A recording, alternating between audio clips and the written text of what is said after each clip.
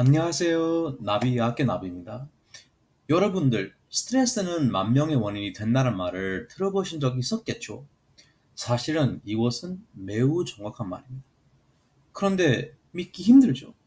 어떻게 수많은 질환이 스트레스라는 공통 원인을 가질 수 있을까요? 그리고 그것보다 스트레스라는 게 정확히 무엇을 얘기하는 것일까요? 혹시 이러한 질문을 생각해 본 적이 있으면 이 영상을 꼭 끝까지 시청하시는 것을 추천합니다. 왜냐하면 오늘의 영상에서 스트레스라는 게 정확히 무엇인지 그리고 우리 건강에 어떠한 영향을 미치는지를 자세히 알려드릴 것입니다. 그럼 먼저 스트레스의 정체부터 시작합시다. 스트레스가 한마디로 말하자면 우리의 뇌가 뭔가를 신체에 피해를 줄 수 있는 것으로 인지하는 것입니다. 근데 이렇게 설명드리면 이해하기 힘드시죠? 그래서 조금 더 설명해 볼게요. 일단 미국의 하버드대 의과대학에서 출판한 내용을 잠깐 참고해 보면 뇌의 특별한 부위인 편도라는 조직에서 계속해서 우리 몸에 들어오는 다양한 감각 정보를 해석하고 있는 것을 알 수 있습니다. 그리고 계속 이런 정보를 해석하면서 우리 신체에 위험하거나 생존을 위협할 수 있는 인자를 인지하게 되면 급성 조난 신호를 발생하기 시작해요. 이어서 이 신호를 받는 다른 뇌 조직은 신체를 보호하기 위해서 연쇄적인 반응들을 끌어내기 시작하는데 그 반응들을 스트레스에 대한 반응들이라고 합니다. 그래서 정리해서 다시 말하면 우리에게 피해를 주거나 우리의 건강과 생존을 위협할 수 있는 모든 자극 요인들을 통틀어서 스트레스이라고 생각하시면 됩니다. 어? 근데 스트레스라고 하면 보통 정신적인 것을 말하는 것이 아닌가요? 이렇게 생각하시는 분도 분명히 계실 겁니다.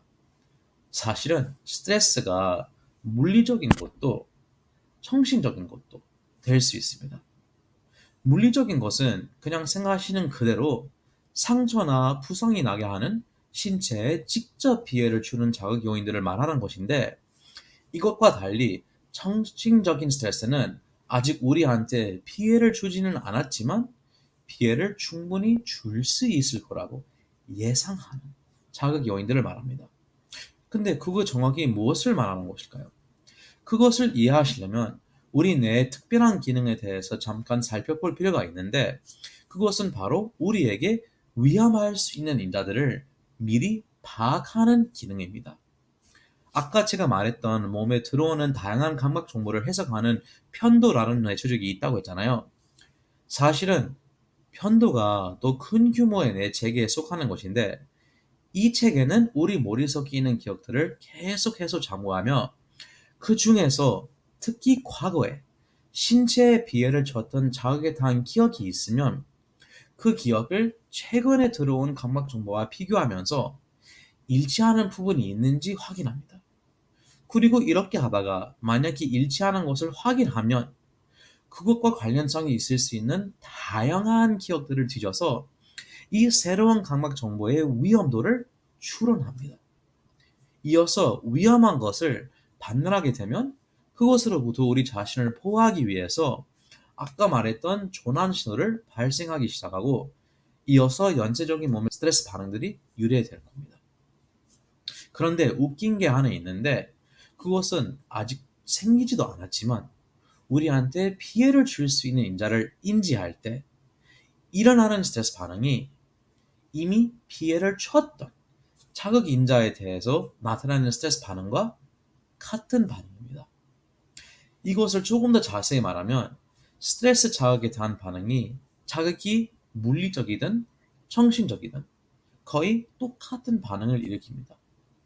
그래서 이러한 면에서 자극이 무엇인지에 따라 우리를 보호하기 위해서 일어나야 하는 스트레스 반응이 양면의 칼처럼 오히려 우리한테 피해를 줄 수 있습니다. 어? 왜 그럴까요? 그것은 신체의 스트레스 반응이 원래는 자연에서 포식자와 같은 임박한 위험으로부터 우리를 보호하기 위해서 발달한 것인데 인간은 사회의 발전이 이루어지며 점점 우리에게 위험을 주는 대상들이 달라지기 시작했기 때문입니다. 현대에 이르러서 사회생활 덕분에 우리 생존에 위협을 제일 많이 주는 인자들은 포식자와 같은 임박한 위험 요소들이 아니라 오히려 생존 필수품을 가지느냐 아니냐에 달린 것입니다. 그러면 생존 필수품 가지기만 하면 스트레스 생길 리가 없지 않을까? 이렇게 단순히 생각할 수도 있겠죠. 그런데 현실은 그렇게 단순한 것이 아닙니다. 조금 전에 뇌가 위험을 미리 파악할 수 있는 기능이 있다고 얘기했잖아요. 사실은 사회의 발전과 함께 우리 뇌의 이러한 기능도 많이 발전되었는데 이제 생존 필수품을 가지는 것에 방해하는 요소들도 간접적으로 우리 생존에 위협을 줄 수 있는 위험 대상으로 계속 인지하고 있습니다.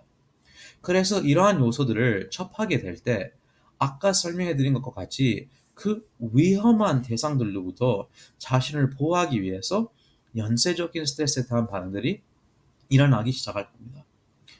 이제 점점 그림이 그려지기 시작하죠. 일해서 돈 열심히 버는 거, 공부를 잘해서 좋은 일자리 얻을 수 있는 것, 그리고 이 두 가지 목적이 잘 이루어지도록 사회에서 우리를 향한 다양한 기대에 맞추는 것과 같은 너무나 많은 일이 우리한테 스트레스가 되는 원인은 본능적인 수준에서 우리 뇌가 이 일들이 잘 되지 않으면 우리 생존에 위협을 줄 수 있는 것으로 파악하고 있기 때문입니다. 그래서 무의식적으로 그 위험 요소들로부터 우리 자신을 보호하기 위해서 스트레스 반응들이 유래될 겁니다. 그런데 사회 발전 이전과 달리 이러한 위험 요소들은 짧은 시간 동안만 겪고 곧 사라지는 것들 아니라 계속해서 존재하는 것들입니다. 그래서 이러한 위험 요소를 계속해서 인지하는 우리 뇌가 스트레스에 대한 반응들도 계속해서 유래할 것입니다. 그리고 결국에는 우리를 보호하기 위해서 발달한 이 반응들이 갈수록 오히려 피해를 주게 될 겁니다. 그럼 이제 스트레스의 정확한 정체에 대해서 많이 배웠으니까 제가 여러 번 말했던 이 스트레스 반응들이 정확히 무엇인지에 대해서 배워봅시다. 그래서 다시 한번 하버드대가 출판한 기사를 참고해 봅시다. 여기를 보시면 아까 말한 것과 같이 편도가 발생한 전환 신호가 시상하부라는 뇌 조직으로 인지되는 것인데 그 신호를 받은 시상하부가 결국에는 몸의 교감신경계라는 신경계를 활성화하는 것을 알 수 있습니다. 생물학 조금 공부하신 분들은 교감신경계가 무엇인지 잘 아시겠지만 모르는 분들을 위해서 설명하자면 신체의 fight or flight, 한국말로는 싸움이나 도망 반응을 담당하는 신경계입니다. 그래서 이 신경계가 활성화되면 우리가 신체를 위협하는 요소로부터 자신을 보호할 수 있도록 그 위험 요소와 싸우거나 그것으로부터 도망갈 수 있게 몸의 전신적인 준비를 해주는 것이라고 이해하시면 됩니다. 그리고 준비를 해주는 방법은 다음과 같습니다. 첫 번째는 우리 심박수를 증가시키며 또한 몇 개의 조직을 제외해서 전신적으로 혈관들의 수축을 유발하고 싸움이나 도망가는 데 필요한 몸 조직들이 또 많은 혈액 공급을 받을 수 있도록 해줍니다. 두 번째는 위험으로부터 우리 자신을 보호할 힘이 나도록 폐 조직의 확장과 신체 여러 곳에 저장된 포도당과 지방을 혈중으로 내보내게 하는 호르몬들을 분비합니다. 이로 인해서 또 많은 호흡을 통해 충분한 산소를 제공하고 이는 혈중에 더 많은 당과 지방과 함께 싸우거나 도망가는 데 필요한 조직들의 높은 태사율을 유지할 수 있도록 해줍니다. 그리고 마지막으로 우리 싸우거나 도망가는 중에 몸에 저장한 에너지 공급원들이 떨어지는 것을 대비하기 위해서 흔히 스트레스 호르몬이라고 부르기도 하는 코티졸이라는 호르몬의 다량 분비를 유래합니다. 이 호르몬이 싸우거나 도망가는데 열심히 활동하는 조직들이 계속해서 필요한 에너지 공급원들을 받을 수 있도록 우리 몸에 있는 단백질들까지 분해해서 포도당으로 바꾸는 것을 조례하는 정말 중요한 역할을 합니다. 이제 여러분들 이 세 가지 기능을 이해하셨다면 우리 몸의 스트레스 반응의 기본을 안다고 생각하시면 됩니다. 그리고 이 과정에 대해서 조금 생각해 보시면 우리 몸은 의식적인 신호도 없이 우리 자신을 보호하기 위해서 알아서 이러한 복잡한 반응들을 순식간에 수행할 수 있는 것이 정말 신기하고 매우 대단한 것으로 볼 수밖에 없습니다. 그러면 어떻게 이 반응들이 우리한테 피해를 주게 되는 것일까요? 그 질문의 답은 장기적으로 스트레스를 받은 것과 관련됩니다. 사실은 포식자나 급속도로 다가오는 자동차와 같은 임박한 위험 앞에서 신체의 스트레스 반응은 매우 훌륭하죠. 하지만 스트레스 자극이 일시적이지 않고 시험 공부나 보고서 제출하기와 같은 장기적인 요소 때문이면 이 반응들이 오히려 우리한테 불리한 환경과 건강에 안 좋은 몸 상태를 만듭니다. 예를 들면 우리는 시험과 싸우거나 도망가지 못하잖아요. 이렇기 때문에 증가된 심박수가 오히려 가슴을 두근거리게만 하고 불쾌한 느낌을 주게 됩니다. 그리고 전체적인 혈관들의 수축은 고혈압을 초래해서 그거 계속 유지되면 결국에는 혈관벽들의 파괴와 체내 출혈이나 조직의 경색과 같은 위험한 것으로 이어질 수 있습니다. 더 나아가서 많은 조직의 장기적인 혈관 수축이 완전 또는 부분 허혈 상태를 유래해서 그 장기들의 기능 저하를 유발하는데 특히 소화기관, 심장, 그리고 사지말단이나 관절들과 같은 허혈에 매우 약한 조직들의 경우에는 소화불량, 설사, 변비, 빈뇨, 수족냉증, 대행성 관절염 등과 같은 문제들이 계속 나타날 것입니다. 그래서 스트레스는 진짜로 만명의 원인이 되는 것을 이제 좀 알 수 있겠죠. 제가 이어서 또 하고 싶은 말이 많지만 이 영상이 벌써 너무 길어졌기 때문에 스트레스와 관련된 또 많은 이야기를 다음에 올릴 영상에서 하겠습니다.